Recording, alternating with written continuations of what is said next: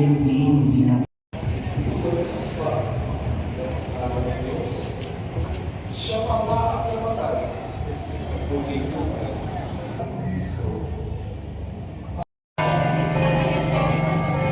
The angel of the Lord declared,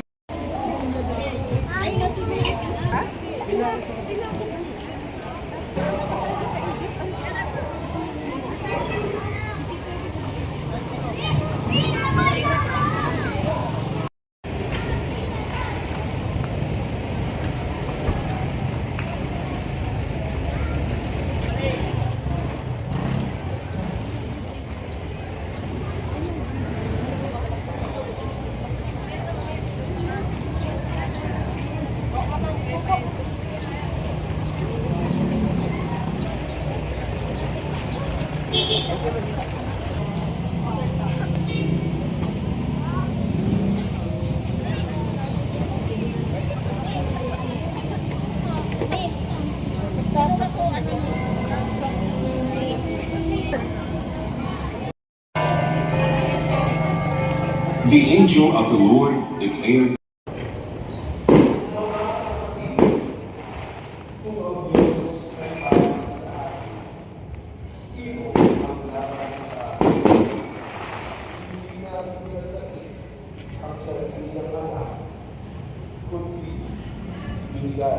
para sa ating lahat. Kung talipag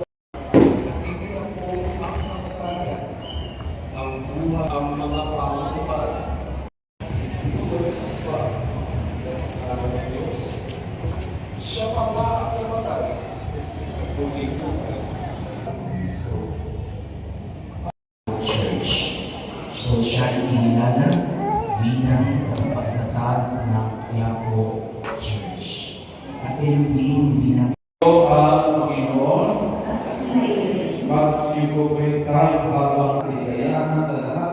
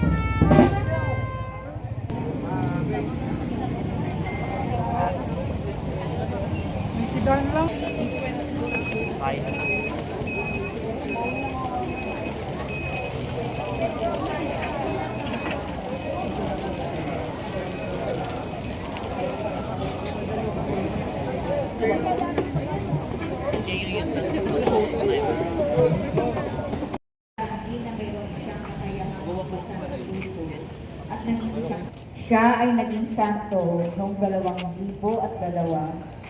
Itinuri siyang patron ng mga voluntaryo ni Kristo.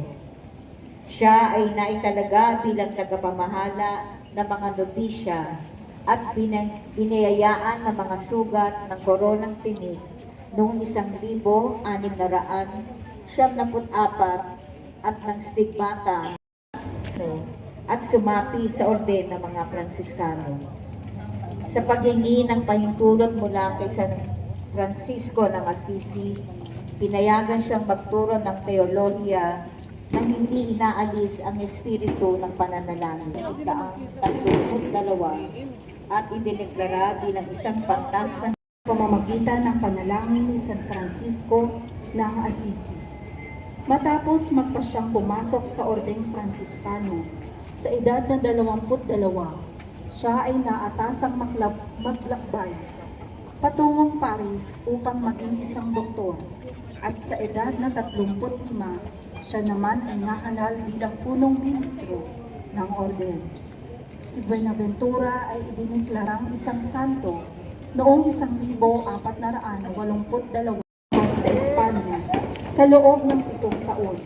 Dahil sa karanasang ito, lumalim ang kanyang debosyon sa Diyos at namulat ang kanyang isipan sa pamamagitan ng impluwensya ng mga Pransiskano, kung saan baga naman si Papa Bonifacio, ikawalo bilang ulo, kung saan ipinamalas niya ang simpleng pamumuhay at sa pagsuot nito ng abitong Franciscan 74, ginugol niya ang kanyang kabataan sa marugdog na pananalangin at pagninilay.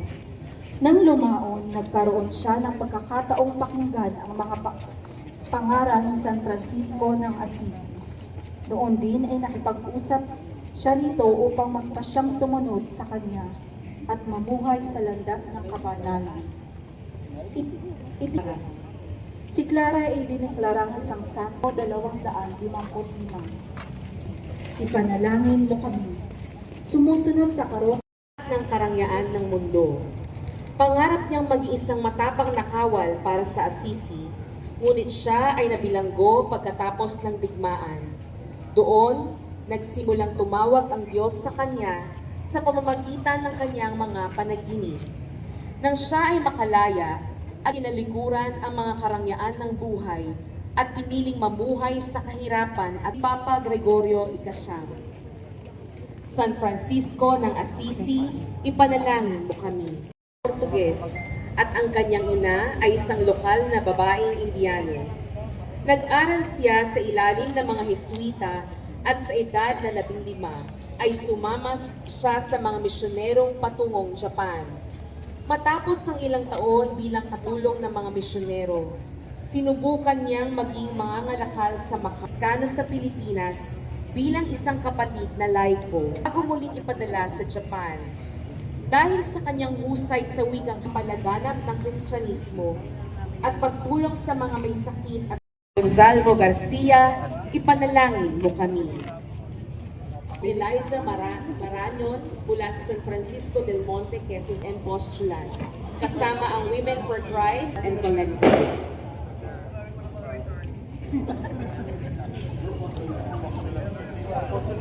Hapon, patron ng mga embahador, patron ng mga Pransiskano sa Pilipinas, ikalawang patron ng Diocese ng Cubao, titular na patron ng Archdiocese ng Caceres. Si San Pedro Bautista y Blasquez ay isinilang mula sa isang marangyang pamilya noong 1542 sa Avila, Espanya. Siya ay lumaki sa pagkalinga at paglilingkod sa teolohiya at musikang pangsimbahan. Nang siya ay sumapit sa tamang edad, pumasok si Pedro sa Pedro Bautista, kasama ang OFS, San Pedro Bautista Fraternity, Parish Staff and Workers, SPB Foundation at Pamayanan. Lutong! Oh!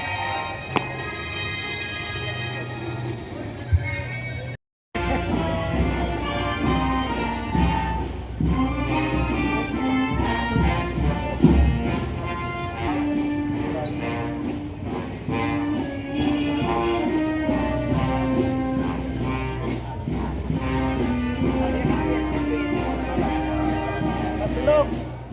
Good!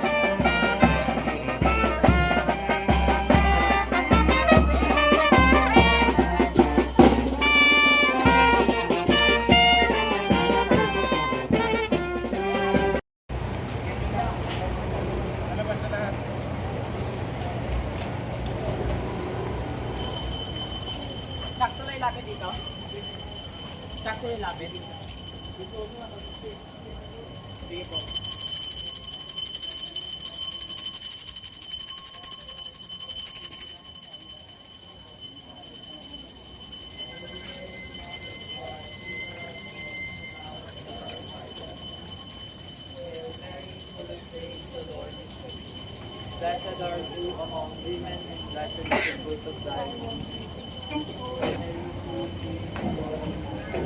Blessed are you among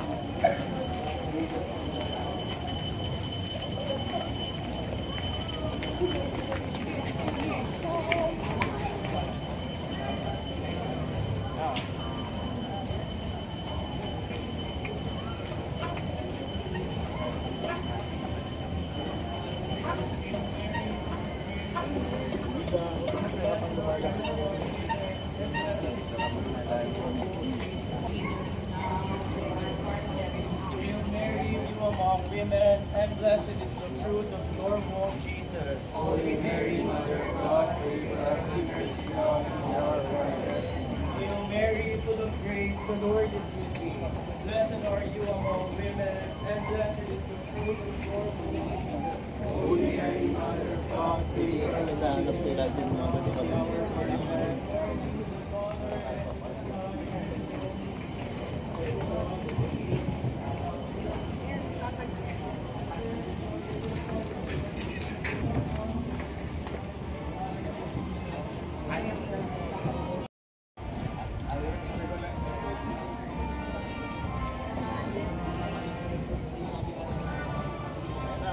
Malayo na tayo.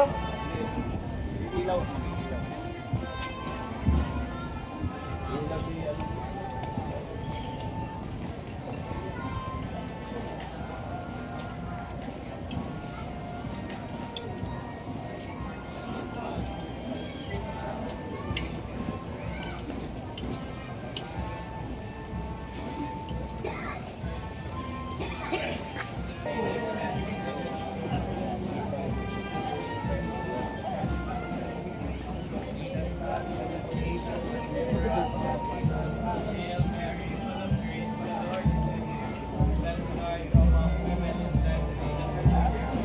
Holy Mary, Mother of God, pray for us sinners now and at the hour of our death.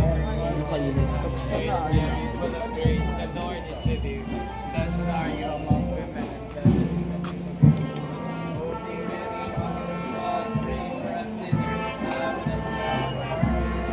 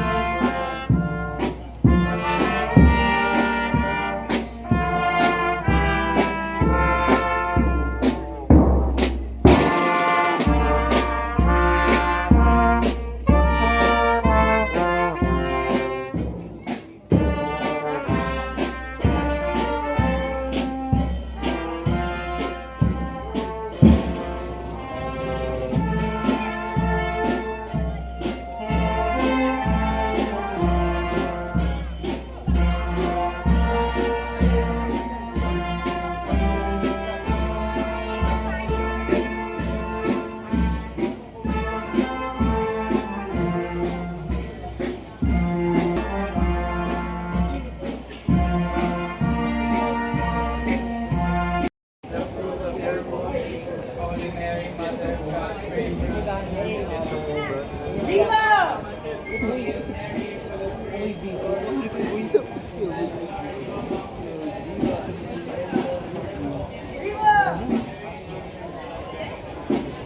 Viva San Pedro Bautista!